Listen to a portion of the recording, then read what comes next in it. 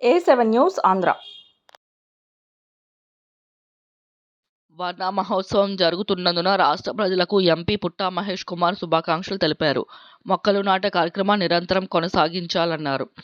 రాష్ట్రంలో పచ్చదనం పెంపొందేందుకు మనం వనం కార్యక్రమానికి శ్రీకారం చుట్టిందన్నారు. భవిష్యత్తు తరాలకు ఆరోగ్యకరమైన పర్యావరణం అందించాల్సిన బాధ్యత అందరికీ ఉందన్నారు.